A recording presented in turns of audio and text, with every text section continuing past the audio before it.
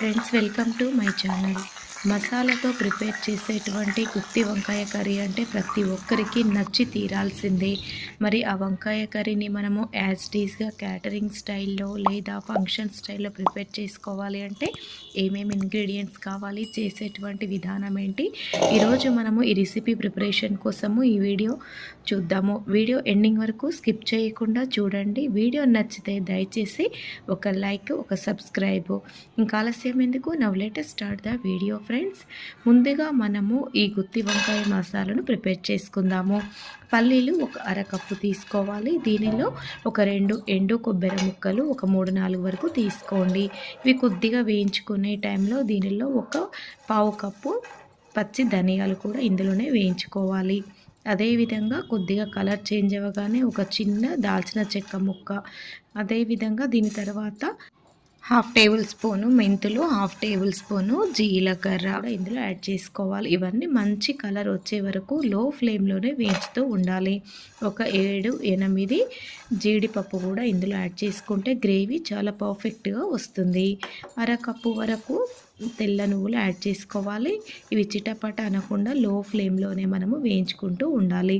ఇవన్నీ మనము ఫైన్గా గ్రైండ్ చేసుకోవాలి. పర్ఫెక్ట్గా కొద్దిగా పేస్ట్గా ప్రిపేర్ కావాలి అంటే ఈ మెత్తగా అయిన తర్వాత దీనిలో కొద్దిగా వాటర్ యాడ్ చేసి దీన్ని ఫైన్ పేస్ట్గా ప్రిపేర్ చేసి పక్కన ఉంచుకోవాలి. ఇలా ప్రిపేర్ చేసుకున్నటువంటి మసాలా మీకు చాలా టేస్ట్ అనేది ఇచ్చేస్తుంది గుత్తి వంకాయ మసాలా కర్రీకి. ఇలా మీరు ప్రిపేర్ చేసుకోండి. వన్స్ మీరు ట్రై చేశాక మీరే కామెంట్ సెక్షన్లో కామెంట్ చేస్తారు ఎలా వచ్చింది గుత్తి వంకాయ మసాలాతో అని. ఇలా మనం మంచిగా నిగనిగలాడేటువంటి గుత్తి వంకాయ కర్రీ కావాల్సిన వంకాయలను తెచ్చుకోవాలి. అవి నేను ఒక 1/2 కేజీ తీసుకున్నాను. ఈ వంకాయలను 1/4గా అదేవిధంగా మనము పుచ్చులు లేకుండా చూసుకోవాలి. వీటిని 4 భాగాలుగా ఒకేలాగా ఉంచి కాడ అంటే తొడిమ అనేది అలాగే ఉంచాలి. అప్పుడే మనకి తినడానికి చాలా టేస్టీగా అనిపిస్తుంది. ఇలా మనము సాల్ట్ వాటర్లో వీటిని యాడ్ చేసుకోవడం వల్ల కలర్ చేంజ్ అవ్వకుండా ఉంటాయన్నమాట. మీరు ఇలా ట్రై చేయండి, చాలా టేస్టీగా ఉంటుంది. ఎప్పుడు చేసినా ఇదే విధంగా చేసుకుంటారు. సో ఇలా ప్రిపేర్ చేసిన వీటిని మనం ఇప్పుడు ఆయిల్లో మనము వేయించడానికి ముందుగా వాటర్ని తుడిచిపెట్టుకోవాలి. లేకపోతే ఆయిల్ వేడైన తర్వాత చిటపట అని నూనె పొంగి మీద పడే అవకాశం ఉంటుంది. కాబట్టి ఇలా శుభ్రంగా మరలా వాటిని క్లీన్ చేసి ఇలా ఆయిల్లో ఫ్రై చేసుకోవాలి. ఇలా మీడియం ఫ్లేమ్లో వాటిని మెల్లిగా మనము కదుపుతూ వీటిని వేయించుకున్నట్లయితే దాదాపుగా ఒక 60-65% ఆయిల్లోనే మగ్గిపోతాయి. చాలా నీట్గా వస్తాయి ఇలా ప్రిపేర్ చేసుకుంటే. కావాలి అంటే పచ్చి వాటిలోనే మసాలా కూడా కొంతమంది యాడ్ చేసుకుంటారు. అలా కాకుండా మీరు ఈ విధంగా ట్రై చేయండి. మీరే అంటారు ఎంతో టేస్టీగా వచ్చింది మసాలా గుత్తి వంకాయ కర్రీ గ్రేవీతో అని. చాలా బాగా నచ్చుతుంది మీకు. ఇలా మెల్లిగా వీటిని ఆయిల్లో ఒక్కొక్క దానిని ఇలా నీట్గా మనము వేయించుకున్న వాటిని పర్ఫెక్ట్గా వేగిన తర్వాత ఒక్కొక్కటి మెల్లిగా తీసుకొని ఒక ప్లేట్లోకి తీసుకోవాలి. ఆయిల్ నుండి వీటిని సపరేట్ చేసి పక్కన ఉంచుకోవాలి. వంకాయ కర్రీని వండడంలో ఎన్నో రకాలు ఉన్నాయి. గుత్తి వంకాయ కర్రీని మసాలాతో ప్రిపేర్ చేసుకోవచ్చు, నార్మల్గా ప్రిపేర్ చేసుకోవచ్చు. ఎవరికి నచ్చిన విధానంలో వాళ్ళు ప్రిపేర్ చేసుకోవచ్చు. ఎలా చేసినా కానీ ఈ వంకాయ కర్రీ అంటేనే చాలా టేస్టీగా వచ్చేస్తుంది. ఇలా ప్రిపేర్ చేసినటువంటి ఈ మసాలా గుత్తి వంకాయ కర్రీ గ్రేవీతో మాత్రము రోటీలోకైనా సాదా అన్నంలోకైనా చాలా టేస్టీగా ఉంటుంది. మీరు వన్స్ ట్రై చేశాక మీరే అంటారు. ఇలా మనం ప్రిపేర్ చేసినటువంటి వీటిని ఒక ప్లేట్లోకి తీసి పక్కన ఉంచాలి. తర్వాత అదే కడాయిలో ఒక 2 టేబుల్ స్పూన్లు అంటే దాదాపుగా ఒక 100 గ్రామ్స్ ఆయిల్ తీసుకోవాలి. ఈ దాల్చిన చెక్క, బగారాకు, లవంగ, షాజీరా, ఇలాచి వీటిని పోపులో యాడ్ చేసి లో ఫ్లేమ్లో వీటిని వేయించుకోవాలి. కొంచెం ఫ్లేవర్ రాగానే దీనిలో 1 కప్పు ఉల్లిగడ్డ ముక్కలు యాడ్ చేసుకోవాలి. ఉల్లిగడ్డలను మనము సన్నగా తురుముకోవాలి.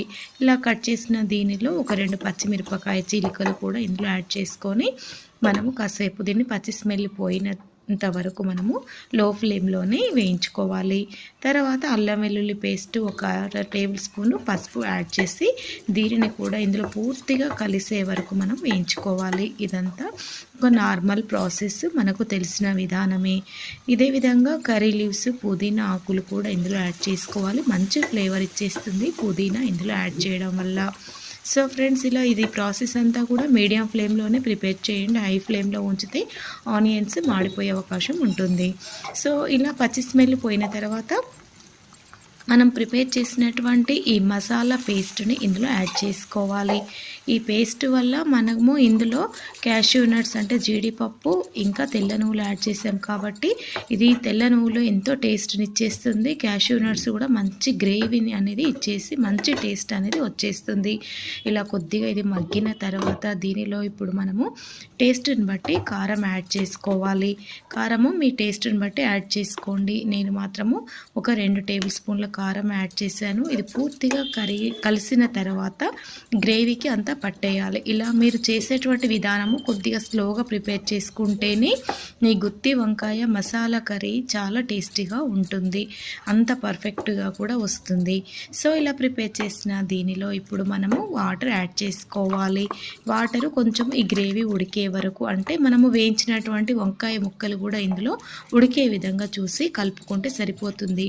ఎక్కువ యాడ్ చేయకుండా ఒక అర గ్లాస్ వాటర్ యాడ్ చేసుకొని అదేవిధంగా మనము ఒక 30 గ్రాముల చింతపండుని రసం తీసి పక్కన ఉంచాము. ఆ చింతపండు రసంతో పాటు టేస్ట్ని బట్టి సాల్ట్ యాడ్ చేయండి. ఇది ఇప్పుడు కొద్దిగా మనము మీడియం ఫ్లేమ్లో ఉంచి దీన్ని ఉడికించినట్లయితే ఇది మొత్తం కూడా దగ్గరికి కొంచెం చిక్కగా వచ్చేస్తుంది. ఒక 2 నిమిషాలు లిడ్తో క్లోజ్ చేసి మరలా తీసిన తర్వాత ఇప్పుడు ముందుగా ఉడికించినటువంటి ఆయిల్లో మగ్గిన ఈ వంకాయ ముక్కలను ఇందులో మనం యాడ్ చేసుకోవాలి. ఇందులో యాడ్ చేసిన తర్వాత ఒక 2 నిమిషాల వరకే హై ఫ్లేమ్లో ఉడికించాలి. అప్పుడు ఈ మసాలా గ్రేవీ అంతా కూడా లోపల ముక్కలకు పట్టేస్తుంది. ఇలా కొద్దిగా ఆయిల్ ఫ్లోట్ అయ్యే టైంలో మనము మీడియం ఫ్లేమ్లోకి మరలా తగ్గించుకోవాలన్నమాట. ఈ మసాలా యాడ్ చేసాం కాబట్టి కారము మీరు టేస్ట్ని బట్టి యాడ్ చేసుకోండి. పైన మీరు కొద్దిగా కొత్తిమీర మీకు నచ్చితే కొంచెం ఎక్కువ యాడ్ చేసినా పర్వాలేదు. నాకు కొత్తిమీర యాడ్ చేస్తే చాలా టేస్టీగా అనిపిస్తుంది కాబట్టి ఎక్కువగానే యాడ్ చేశాను. ఇలా ప్రిపేర్ చేసినటువంటి దీనిని మనము మగ్గనిచ్చుకోవాలి. ఇలా దాదాపుగా మీడియం ఫ్లేమ్లోనే దీన్ని ఉడికిస్తూ ఉంటే ఈ మసాలా గ్రేవీ అంతా కూడా వంకాయ ముక్కలకు పట్టేసి మంచి టేస్టీగా ఉడికిపోతాయి అన్నమాట. చివరికి ఉన్న కాడలతో సహా ఉడికిపోతుంది. ఇలా మనం ఉడికించినట్లయితే చూసారా, ఇలా ఆయిల్ మొత్తం ఫ్లోట్ అయిపోయింది. ఎంతో టేస్టీగా ఉండే మసాలా గుత్తి వంకాయ కర్రీ రెడీ. ఫ్రెండ్స్, మీకు ఈ వీడియో నచ్చితే please do like, share, subscribe. Thank you friends for watching.